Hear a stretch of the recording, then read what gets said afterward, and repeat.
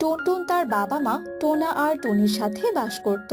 টোনা আর টুনির অনেক আদরের ছানা ছিল টুনটুন। গিন্নি, আরে ও গিন্নি, কই গো গিন্নি, তোমাকে সে কখন থেকে ডেকে যাচ্ছি, কিন্তু তুমি তো কিছুতেই শুনছো না।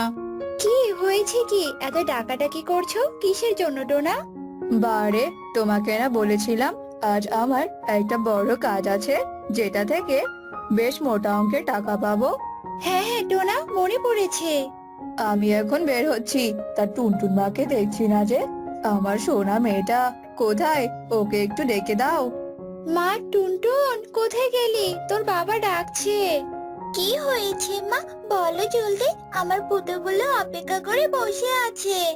মারে, এদিকে আয়, তোর কপালে একটা চুমু দিয়ে দেই, উপরওয়ালার নাম করে বেরিয়ে পড়ি রে মা। বাবা, তুমি কাজে যাচ্ছ? তুমি আমাকে সেই কবে কথা দিয়েছিলে সুন্দর লাল টুকটুকে দেখে একটা বউ পুতুল এনে দেবে, কিন্তু তুমি মনে হয় ভুলেই গেছো, তাই না বাবা? ঠিক আছে রে মা, ঠিক আছে, তুই আর অভিমান করিস না। আজ কাজ শেষ করে ফেরার পথে আমি তোর জন্য লাল টুকটুকে বউ পুতুলের সাথে বড় একটা পুতুল এনে দেবো। তুমি সত্যি বলছো বাবা? তুমি আমার লক্ষ্মী বাবা। টোনা তার স্ত্রী এবং ছানার কাছে বিদায় নিয়ে বেরিয়ে পড়ে কাজের উদ্দেশ্যে। সকাল শেষে দুপুর, আর দুপুর শেষে রাত নেমে আসে। চারদিক অন্ধকারে ছেয়ে যায়। মা মা, বাবা এখনো কেন আসছে না? আমার যে আর তর সইছে না।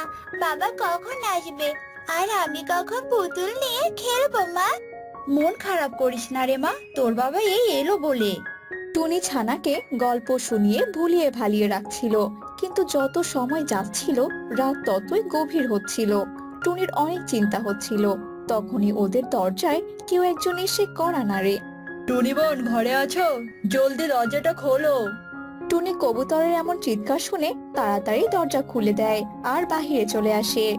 কি হয়েছে কবুতর ভাই, তুমি এত রাতে এখানে? জঙ্গলের অবস্থা বেশি ভালো না, অনেক বড় ঝড় আসতে চলেছে, সবাইকে জঙ্গল ছেড়ে যাওয়ার কথা বলে দেওয়া হয়েছে। ইতিমধ্যে কাক, পেঁচা সহ অনেকেই জঙ্গল ছেড়ে চলে গেছে। আমিও চলে যাচ্ছি, তাই তোমাদেরকেও জানাতে এলাম, তাড়াতাড়ি বেরিয়ে পড়ো তোমরা। কিন্তু ভাই, টোনা যে সকালে কাজে বেরিয়েছে, এখনো তো বাড়িতে আসেনি। টোনা এলে আমরা বেরিয়ে পড়বো। টোনা হয়তো নিরাপদ জায়গাতেই আছে টুনি, তোমরা জলদি নিরাপদ আশ্রয়ে চলে যাও, নয়তো মা মেয়ে মরে যেতে পারো। আমি চললাম বোন। এরপর কবুতর সেখান থেকে চলে যায়। টুনির টোনার জন্য অনেক চিন্তা হচ্ছিল। টুনি দরজা বন্ধ করে দিয়ে টুনটুনকে নিয়ে টোনার জন্য অপেক্ষা করতে থাকে। কিন্তু যতই সময় যাচ্ছিল ঝড় বাতাসের পরিমাণ ততই বেড়ে চলেছিল। হে ঈশ্বর, এখন আমি কি করব? জানি না টোনা কোথায়, কি অবস্থায় আছে। টোনাকে তুমি ভালো রেখো ঈশ্বর, ভালো রেখো। টুনি টুনটুনকে নিয়ে বেরিয়ে পড়ে। বাহিরে অনেক বৃষ্টি আর বাতাস হচ্ছিল। মা, আমরা এই বৃষ্টি বাতাসে এখন কোথায় যাচ্ছি মা? মা রে, তাড়াতাড়ি পা চালা, আমাদের যে তাড়াতাড়ি নিরাপদ আশ্রয়ে যেতে হবে রে মা, তাড়াতাড়ি চল। মায়ের কথায় মায়ের সাথে টুনটুন জলদি ডানা চালিয়ে উঠতে থাকে। কিছুক্ষণ ওড়ার পর মা মা, আমি যে আর পারছি না মা, আমার ডানা দুটো যে বারবার ভেঙে যেতে চাইছে, আমার অনেক কষ্ট হচ্ছে মা। থামিস না রে মা, তুই তাড়াতাড়ি কর, নইলে যে বাঁচতে পারবি না রে মা। ওই সামনে বড় গাছটিতে বস, আমিও আছি ওখানে। টুনটুন উড়ে গিয়ে একটি বট গাছে বসে। বৃষ্টির পানিতে ভেজার জন্য টুনির পাখা ভারী হয়ে যায়, আর টুনি কিছুতেই সামনের দিকে এগোতে পারে না। টুনি পড়ে যায় পানিতে, আর পানির স্রোত টুনিকে নিয়ে অনেক দূরে চলে যায়। মা মা, তুমি কোথায় চলে গেলি মা? আমার যে খুব ভয় করছে মা। মা মা, তুমি কোথায় মা? টুনটুন তার বাবা মায়ের জন্য কান্না করতে থাকে। কিছুক্ষণ বাদে ঝড় থেমে যায়, আর সাথে সাথে সকালও হয়ে যায়। মা মা, আমি এখন কোথায় যাব মা? আমি তো এখানে কিছুই চিনি না। তোমরা আমাকে তোমাদের কাছে নিয়ে চলো মা, আমি তোমাদের কাছে যাব মা। এভাবেই টুনটুন কান্না করছিল, আর তখন পাশ দিয়ে একটি কাক যাচ্ছিল। টুনটুনকে কান্না করতে দেখে কাকটি টুনটুনের কাছে এগিয়ে আসে।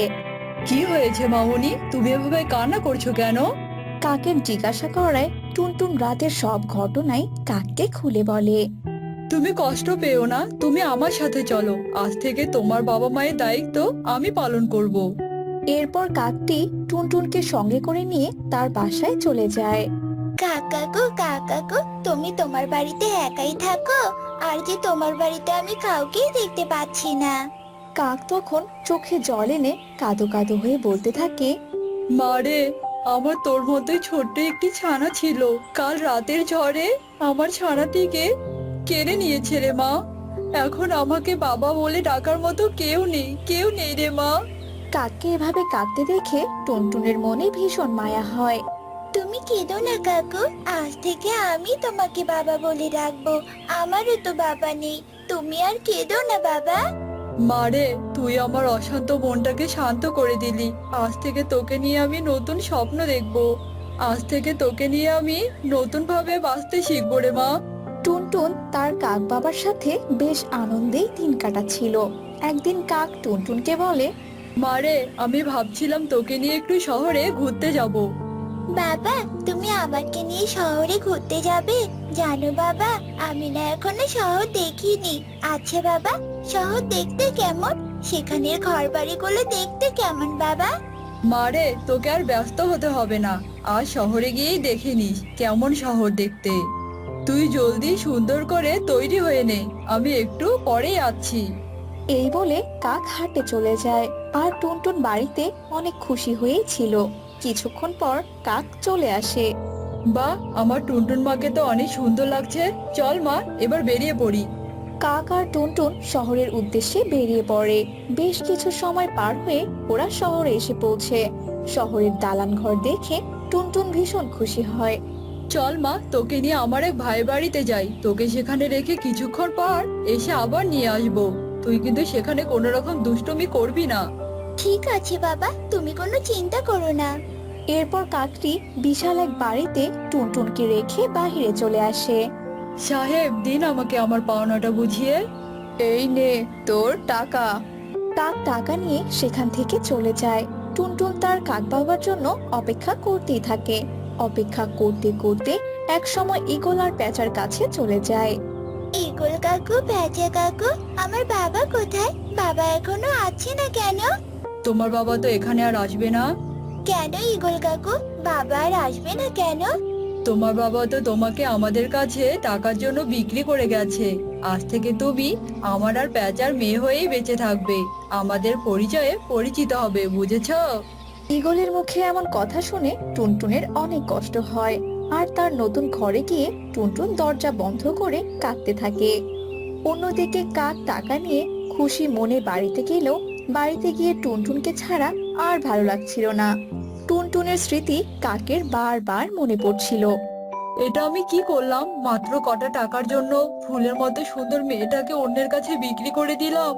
না, আমি টুনটুনকে ফিরিয়ে আনবো।